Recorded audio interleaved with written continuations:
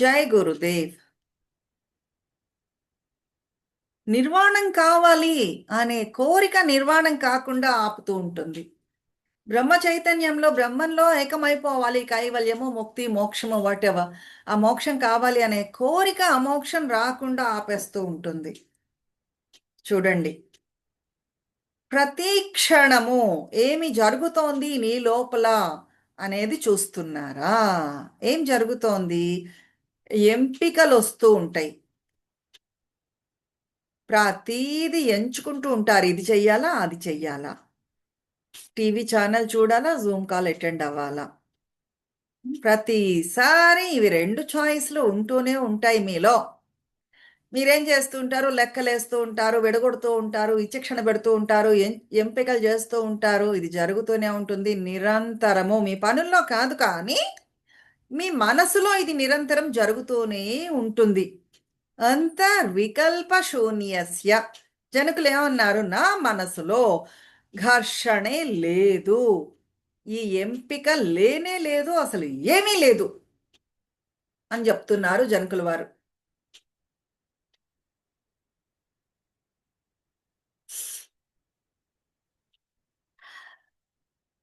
బాహ్య స్వచ్ఛందచారిణ.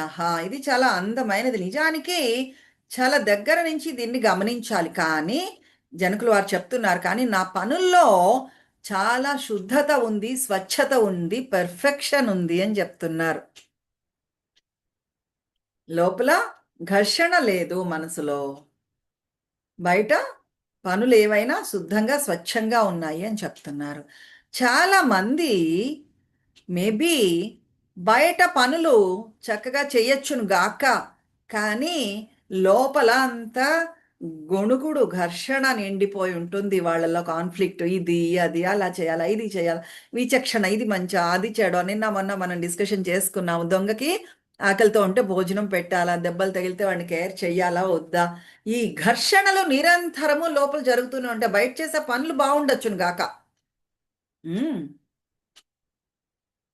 ఈ ఘర్షణ, లోపల జరిగే ఘర్షణల్లోంచి వాళ్ళు ఎంపికలు చేస్తూ ఉంటారు, దానికి తగ్గట్లుగా రియాక్ట్ అవుతూ ఉంటారు. లోపల మనసు లోపల ఆ, ఏదో జరుగుతూ ఉండొచ్చును గాక, కానీ బయటకి అది అలా ఉండకూడదు. ఈ ఘర్షణ లోపల ఏదో జరుగుతోంది, కానీ అవన్నీ బయట పడకుండా బయట మాత్రం ఏదో పని చేస్తున్నట్లుగా చేస్తూ ఉంటారు. నైతికత ఉంది చూసారు, మన చుట్టూరా మనం నిర్మించుకుంటామే నైతికత. అది మన తాలూకు గుణగణాల వల్ల వచ్చేదో, లేదు అంటే మన సహజ స్వభావం వల్ల వచ్చేదో, లేదు, రావట్లేదు. అది ఎలా వస్తోంది? ఈ లోపల జరిగే ఘర్షణ, బయట జరిగే ఘర్షణ, ఈ రెండింటి వల్ల వస్తోంది. అది స్వచ్ఛందచారిణ కాదు. అర్థమవుతోంది? బయట పనులు బాగా చెయ్యొచ్చును గాక, ఒక మొరాలిటీ, నైతికత మన చుట్టూ మనం ఏర్పరచుకుంటాం. ఇలా కనిపిస్తే బయట బాగుంటుంది అని అనుకుని పని చేస్తూ ఉంటామండి. లోపలంతా గొడవ గొడవ జరుగుతూనే ఉంటుంది. వాళ్ళిలాగా వీళ్ళిలాగా, అక్కడికి వెళ్ళాను వాళ్ళు ఇలా అన్నారు, వీళ్ళు ఇలా అన్నారు, నేను ఎంతో మంచి మనసుతో ఉన్నాను కాదు, వాళ్ళే అలాంటి వాళ్ళు. ఇవన్నీ లోపల ఘర్షణ నడుస్తూనే ఉంటుంది. నేను హేమతో కలిసి పని చేయాలా, సీతతో కలిసి పని చేయాలా, పద్మజ బెస్టా, సంధ్య బెస్టా, ఇది మంచిదా, అది మంచిదా, వాళ్ళు అప్పుడు అలాగినారు, వీళ్ళు. ఇది లోపల ఈ ఘర్షణ అంతా ఉంటూనే ఉంటుంది. బయటికి మాత్రం చక్కగా పనిచేస్తున్నట్లు కనిపిస్తారు. ఇది స్వచ్ఛంద చారిణ కాదు. అది మళ్ళీ ఇంకొక రకంగా ఉన్నా సరే మంచిది కాదు. ఏమి, లోపల ఎంపికలేమీ ఉండవు, కానీ చేసే పనులు డిస్టర్బెన్స్తో ఉంటాయి, శుద్ధత లేకుండా ఉంటాయి. ఏది కావలిస్తే అది చేస్తూ ఉంటారు. ఇది ఇంకో తప్పు. విచక్షణ రహితంగా ఏదో ఒకటి చేస్తూ పోవడం ఉంది చూసారో, అది ఇంకో తప్పు. చాలా ఉదాహరణలు చూశారు ఈ దశాబ్దంలో. లోపల ఒకటి ఉంటుంది, ఘర్షణ జరుగుతూ ఉంటుంది, బయట పనులేవో చేస్తూ ఉంటారు. ఆ పని బాహ్య స్వచ్ఛందచారిణ, జనాలకి, చుట్టుపక్కల వాళ్ళందరికీ మంచి జరగదు. అటువంటి ఘర్షణతో చేసే పనులు, లోపల శుద్ధత లేని పనులు, స్వచ్ఛందంగా చెయ్యని పనులు ఏవైతే ఉన్నాయో అవి జనాలకి మంచి జరగదు. కొంతమంది అంటూ ఉంటారు, నేను చాలా ఆధ్యాత్మికంగా ఉంటానండి, నేను చాలా ఖాళీగా హాలో అని ఎంప్టీ అండి, అందువల్ల నేనేం చేసినా మంచేనండి అని అనుకుంటూ ఉంటారు. చాలా ఆధ్యాత్మిక మూమెంట్స్ పూర్తిగా పడిపోయాయి దీనివల్లనే. లోపల ఘర్షణ లేదు, బయటకి ఏదో ఒకటి చేస్తూ పోవడం కాదు. బయట చేసే పని కూడా శుద్ధత ఉండాలి. లోపల జరిగే ఘర్షణ ఉండకూడదు మనసులో. బయట చేసే పనులు కూడా స్వచ్ఛంగా, శుద్ధంగా ఉండాలి. అప్పుడే, లేకపోతే ఏమైంది, చాలా ఆధ్యాత్మిక సంస్థలు కూడా నాశనం అయిపోయాయి. అలా లేక లోపల ఘర్షణ లేదు, నో వికల్ప లేదు, ఎంపికలు లేవు, అండ్ బయట చేసే పనులు యాక్టివిటీ కూడా శుద్ధంగా ఉంది, నిజంగా అథెంటిక్గా ఉంది. అర్థమవుతోంది. అలా ఉన్నదే స్వచ్ఛంద చారిణ. ఆ రెండు ఉండాలి, ఒకటి ఉంటే సరిపోదు అని చెప్తున్నారు. ఎవరు అర్థం చేసుకోగలరు అటువంటి వ్యక్తిని? అతనిలాగా ఉన్నవాళ్ళు మాత్రమే అర్థం చేసుకోగలరు. లేదనుకోండి, ఆ స్థితిలో లేని వాళ్ళు కనీసం ఆ జ్ఞానిని, జ్ఞానోదయం పొందిన వ్యక్తిని అర్థం చేసుకోవాలి, ఆ మాస్టర్ని అర్థం చేసుకోవాలనే ప్రయత్నం కూడా చెయ్యరు. అది అసాధ్యము. ఎందుకు? మీరు వేసే లెక్కలన్నీ తప్పేనండి. భగవంతుడు ఆ దివ్యత్వము మీ లెక్కల పరిధిలో ఉండదు. మీరు వేసే లెక్కలకి అందదు. దానికంటే చాలా చాలా పెద్దది. మీ మనసు ఉంది చూసారు, చిన్న మనసు, దానికంటే చాలా పెద్దది. అందువల్ల నీ లెక్కలు, అర్థం చేసుకోవడాలు, మీ ఒపీనియన్స్, ఉద్దేశాలు, ఊహలు ఆ భగవంతుడి గురించి ఏమేమి చేస్తున్నారో అవన్నీ ముక్కలైపోతాయి, ఏవి నిలబడవు. ఎవరైతే అతనిలాగా ఉంటారో, జ్ఞానిలాగా ఉంటారో వాళ్ళు మాత్రమే అర్థం చేసుకోగలరు. ఒక జ్ఞానోదయం పొందిన వ్యక్తి ఆ సంపూర్ణంగా లోపల ఖాళీగా ఉంటూ అటువంటి మానసిక స్థితిలో ఉండేవాళ్ళు చూడ్డానికట భ్రాంతిలో ఉన్నట్లు, అయోమయంలో ఉండేటట్లు కనిపిస్తారు. వాళ్ళు నడుస్తూ ఉండొచ్చును గాక, కానీ చూడ్డానికి అయోమయంలో ఉన్నారేమో అనిపిస్తుంది. వాళ్ళు ఊరికే అలా అలా నడుస్తూ ఉన్నా సరే అన్ని చూస్తూ ఉంటారు, నడుస్తూ ఉంటారు, కానీ ఒకసారి ఒకే చెట్టుని చూస్తూ కూర్చుంటారు, మళ్ళీ మళ్ళీ చూస్తూ ఉంటారు అదే చెట్టుని, లేదా అదే వ్యక్తిని మళ్ళీ మళ్ళీ చూస్తూ ఉండొచ్చును గాక. చూడండి, ఒకే వ్యక్తిని అలా తేరిపారా చూస్తున్నారు అనుకోండి, ఏం జరుగుతుంది? వాళ్ళు అడుగుతారు, ఏం చూస్తున్నావు, ఏం జరిగింది నీకు అని చెప్పి. భ్రాంతి అంటే అయోమయంలో ఉన్నట్లు కనబడ్డం. ఆ,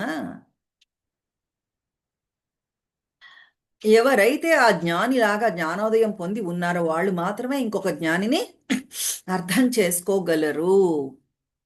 వాళ్ళు మాత్రమే అతనేంటి, ఇంకొక జ్ఞాని ఏమిటి అనేది చెప్పగలరు.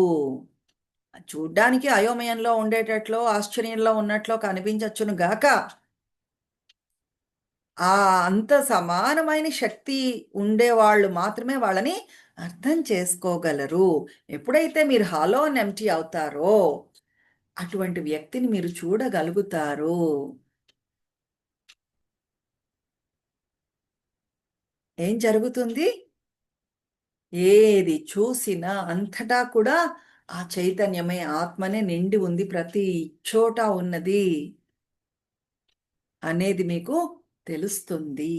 జనకుల వారి గొప్పతనం ఏమి అంటే ప్రశ్నలు అడగటం లేదు, చెప్తున్నారు వారు. చాలాసార్లు ఏమవుతూ ఉంటుంది అంటే మనము ప్రశ్నలు అడుగుతూ పోతాం, సమాధానాలు వినము,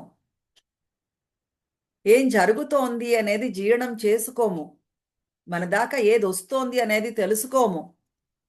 ఆ ఉనికి, ఆ చైతన్యం, ఆ చూడ్డానికి, ఆ ఆ జ్ఞాని ఎలా ఉన్నాడు, ఏమి, ఆ మాటలేమి అనేది అర్థం చేసుకునే ప్రయత్నం చెయ్యం, జీర్ణం చేసుకునే ప్రయత్నం చెయ్యం.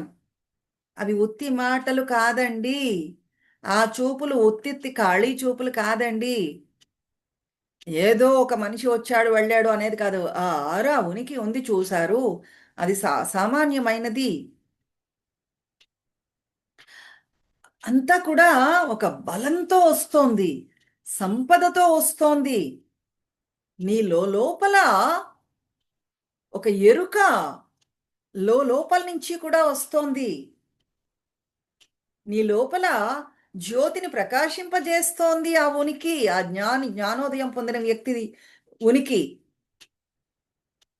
కొత్త బీజాలు నీలో నాటబడుతున్నాయి. మొలకలెత్తుతున్నాయి నీ లోపల నుంచి. ఊరికే గమనించడమో, జీర్ణం చేసుకోవడమో, జీవించడమో చేస్తూ ప్రశ్నలు అడుగుతూ పోతారు. అప్పుడేమవుతుంది? ఊరికే పైని మాత్రమే మీరు ఉండిపోతారు. చాలా సార్లు జనాలు వస్తూ ఉంటారు గురుదేవుల దగ్గరికి. ప్రశ్న ఉంది అడుగుతాను అంటారు. అయితే గురుదేవులు ఏమంటారు? "ఆ, ఇంకా ఉందా నీ దగ్గర ప్రశ్న అంటారు. అనేసరికల్లా వాళ్ళు ఏం మాట్లాడరు. గురుదేవులు చెప్తున్నారు. ఏం చేస్తారట గురువుగారైతే, గురుదేవులైతే వాళ్ళ దగ్గర ప్రశ్నలు లేవు అని ఊహించుకుని ముందుకెళ్ళిపోతూ ఉంటారు. వాళ్ళకసలేం ప్రశ్నలు ఉండవు. కొద్ది నిమిషాలలోనే వాళ్ళు అడగాలనుకున్న ప్రశ్నలు ఏవైతే కోరిక ఉందో అవన్నీ కూడా కరిగిపోతాయి, వదిలేస్తారు. అడగడంలో ఏమీ లేదండి. ఏది అడుగుతున్నారు? ఏ ప్రశ్నలు మీరు అడుగుతున్నారు? ఒక్కొక్కసారి సమాధానాలు చెప్తూ ఉంటారు గురుదేవులు. మేబీ 2, 3 ఏళ్ల పాటేమో. ఇంకా ప్రశ్నలు అడుగుతూనే ఉంటారు. ఇదెందుకు? అదెందుకు? విశ్రాంతి తీసుకోండి.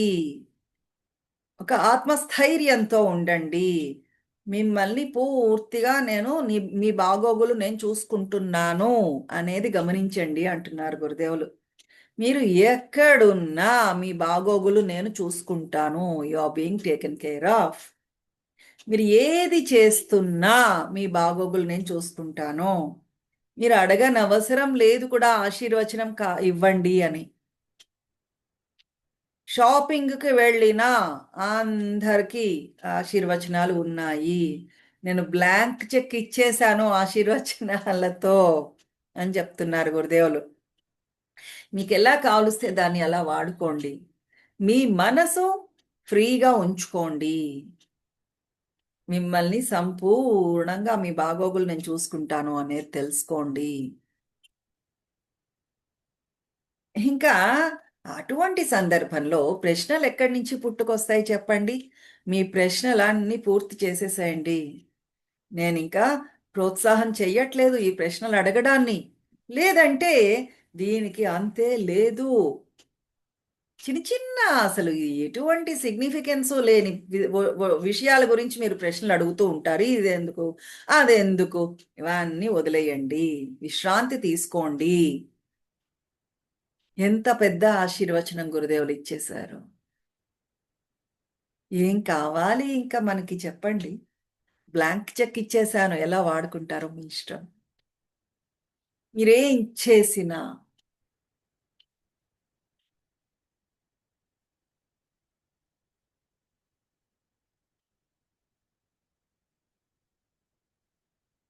జనకుల వారు ఈ అనుభవాలు ఏవైతే ఉన్నాయో వాటిని వ్యక్తీకరిస్తున్నారు. అనుమానమే లేదు. ప్రశ్నతోటే మొదలయ్యారు జనకుల వారు కూడా. కానీ అష్టావక్రులు చెప్పిన దాంట్లో ఆయన చిక్కుకుపోయాడు. చాలా సార్లు ఏమవుతూ ఉంటుందో తెలుసా? ప్రశ్నలు అడుగుతారు. కానీ సమాధానం కోసం వినరు ప్రజలు. ఇంకో ప్రశ్నతో రెడీగా ఉంటారు. నాలుగో ప్రశ్న, ఐదో ప్రశ్న, పదోది, 15ఓది ప్రశ్నలే ప్రశ్నలు. వెడుతూనే ఉంటాయి. అడుగుతూనే ఉంటారు. వందల ప్రశ్నలు. ఒకదాని తర్వాత వస్తూనే ఉంటాయి. ఈ ప్రశ్నలన్నీ ఒక దగ్గర పెట్టారనుకోండి, ఆ ప్రశ్నలలోనే సమాధానాన్ని మీరు చూడగలుగుతారు. ఆ ప్రశ్నలోనే చక్కటి సమాధానం ఉంది. ఎందుకంటే ప్రశ్న వేశారు కానీ సమాధానం కలిపిన ప్రశ్నే వేస్తారు. ఇంకో వేరే రకమైన సమాధానం ఇచ్చినా వాళ్ళు స్వీకరించలేరు.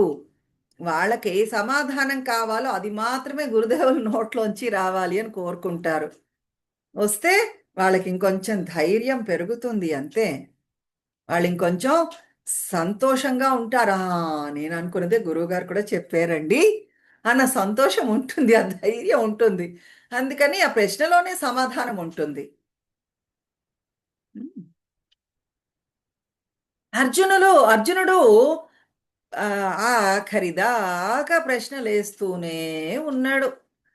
అలా అడగనా, ఇలా అడగనా, అది చైనా, ఇది చైనా అని. కృష్ణుడికి ఏమైంది? విసుగొచ్చేసింది. నేను చెప్పాల్సిందంతా చెప్పేశానయ్యా, నీకేది కావలిస్తే అది చేసుకో అని చెప్పాడు అర్జునుడికి ఆఖరికి. కృష్ణుడు కృష్ణుడు ఏం చెప్పాడు అర్జునుడికి? ఆలోచించు, నీకేది కావలిస్తే అది చేసుకో. అప్పుడు అర్జునుడు గుర్తొచ్చింది అంతా కూడా. కృష్ణుడు ఏది చెప్తే అదే చేస్తాను అన్నాడు. అంత సమయం పట్టింది. 18 అధ్యాయాలు, 700 శ్లోకాలు చెప్పాక, అన్ని పద్యాలు కృష్ణుడు చదివాక, అన్ని పద్యాలు చదివాక, రకరకాలుగా చెప్పాక, కన్విన్స్ చేశాక, నీ ఇష్టం నువ్వేం చేసుకుంటావో అది చేసుకో బాబు అని కృష్ణుడు అంటే అర్జునుడికి అప్పుడు ఇప్పుడు నాకు గుర్తొచ్చింది అని చెప్తున్నాడు. మళ్ళీ మళ్ళీ చాలా సార్లు ఇదేంటి అదేంటి అని అడుగుతూనే ఉన్నాడు అర్జునుడు. అసలు కృష్ణుడు చెప్పిందంతా అయోమయంగానే ఉంది అని చెప్పాడు. ఖచ్చితంగా ఏదో ఒక మాట చెప్పు అని అడిగాడు అర్జునుడు కృష్ణుడిని. కృష్ణుడికి ఏం కావాలండి?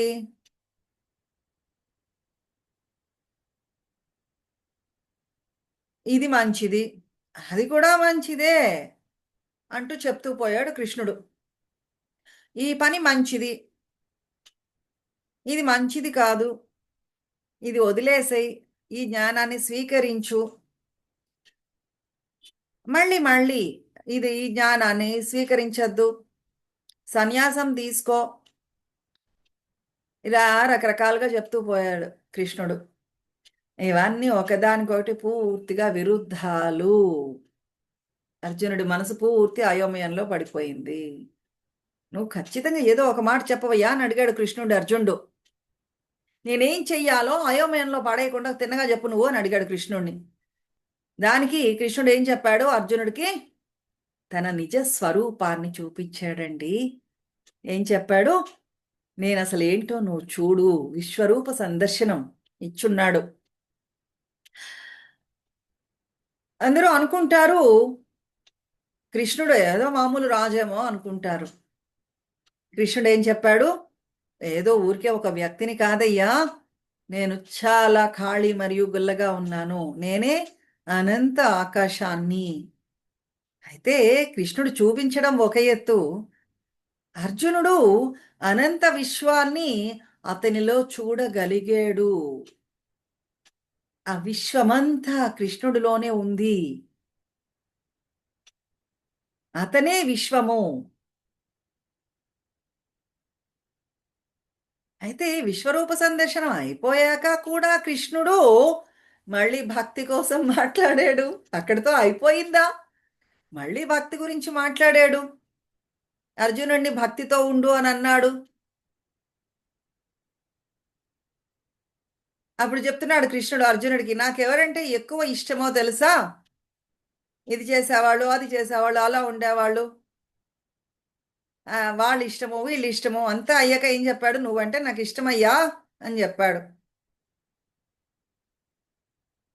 అర్జునుడు మైండ్ బ్యాలెన్స్డ్గా ఉంటే, సమాధి స్థితిలో మనస్సు ఉంటే, కామ్గా ఉంటే ప్రతి ఒక్కళ్ళు నిన్ను ప్రేమిస్తారు. అప్పుడు అందరూ నిన్ను ప్రేమించినప్పుడు నిన్ను నేను ఇంకా ప్రేమిస్తానయ్యా అని చెప్తున్నాడు కృష్ణుడు అర్జునుడికి.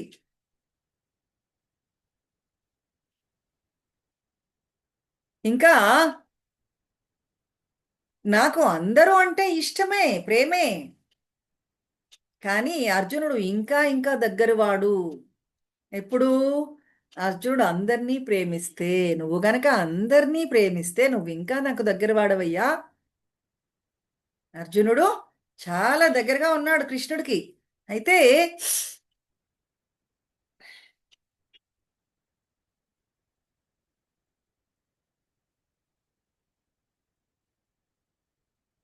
కృష్ణుడు ఏంటి అనేది ఇంకా తెలియలేదు అతనికి.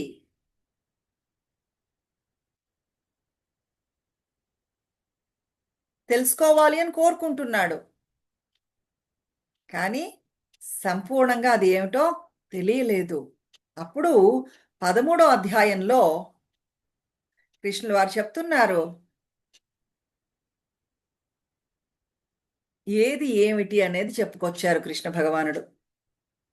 త్రిగుణాల కోసం చెప్పారు, వస్తూ ఉంటాయి వెళ్ళిపోతూ ఉంటాయి అని చెప్పారు. అన్నీ అశాశ్వతమే, నశ్వరము అని చెప్పుకొచ్చారు. భగవద్గీత అంతా కూడా 10 పద్యాల్లో చెప్పేసి ఉండొచ్చును గాక. కానీ అర్జునుడు ఆ 10 పద్యాల్లో నేర్చుకోవడానికి తెలుసుకోవడానికి రెడీగా లేడండి. 700 పైగా పద్యాలు చెప్తేనే గాని భగవద్గీత అయింది కాదు.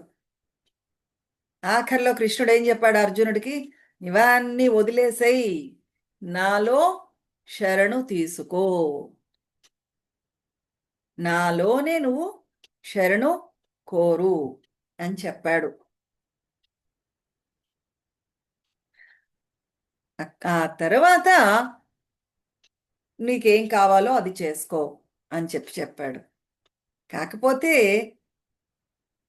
నీకేది మంచి జరుగుతుందో, నీకేది మంచి అనిపిస్తుందో, నువ్వేది మంచి అనుకుంటున్నావో అది చెయ్యి. అప్పుడు ఇన్ని రకాలుగా చెప్పి విశ్వరూప సందర్శనం చేసి సన్యాసం తీసుకో అని చెప్పి ఎవరి హృదయాలలో భగవంతుడు ఉంటాడో చెప్పి నువ్వెలా ఉంటావో అలా ఉంటే నాకు నువ్వు అందరికంటే కూడా ఇష్టము అని చెప్పి ఇన్ని అయ్యాక నన్నే శరణు తీసుకో, నా దగ్గరికే శరణు కోరు అని అడిగి ఆఖరికి ఏం చెప్పాడు? నీకేది మంచి అనిపిస్తే అది చెయ్యవయ్యా అని చెప్పాడు. అప్పుడు చెప్పాడు అర్జునుడు, ఇప్పుడు నాకు గుర్తొచ్చింది. అయితే జనకుల వారి కేసు ఇది కాదు. ఒక్క ప్రశ్న, అష్టావకుల వారిది ఒక్క చూపు, ఒక దృష్టి, ఒక స్పర్శ, ఆ ఉనికి చాలు అష్టావక్రులతో పొరలు పొరలుగా తెరుచుకుంది జనకుల వారిలో. ఒక్కొక్క మెట్టు ఎక్కుతూ పోయాడు,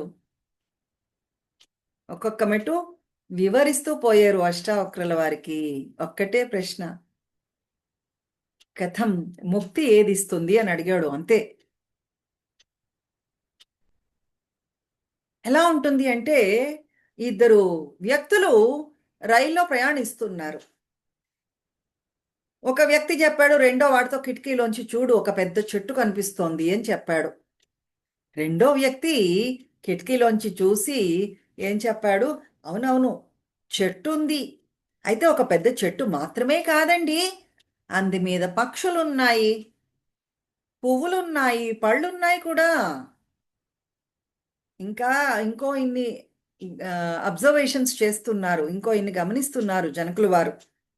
అష్టావకులు చెప్పింది చెట్టు ఉంది అనే చెప్పారు. అష్టావకులు ఏం చేస్తారు? ఇంకా ఇంకా గమనించారు అందులో,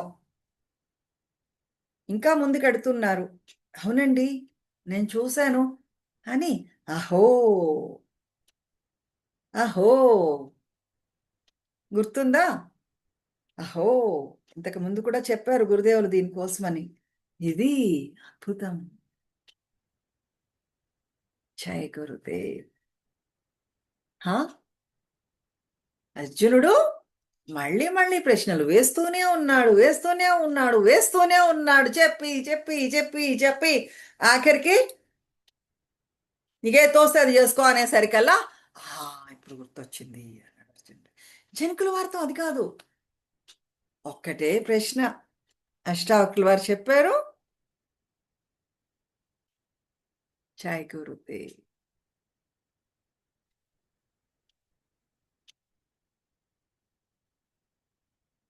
ఎంత అద్భుతమో చూడండి. బ్లాంక్ చెక్ ఇచ్చేసాను మీకు. ఎలా వాడుకుంటారో మీ ఇష్టం. చెప్పినవన్నీ చెప్పి గురుదేవులు రైట్. జై గురుదేవ్. ప్రాణ, విశ్వాసము, అనుమానము, ఇది ఉంది నెక్స్ట్ చాప్టరు. రేపు చేద్దాం. జై గురు.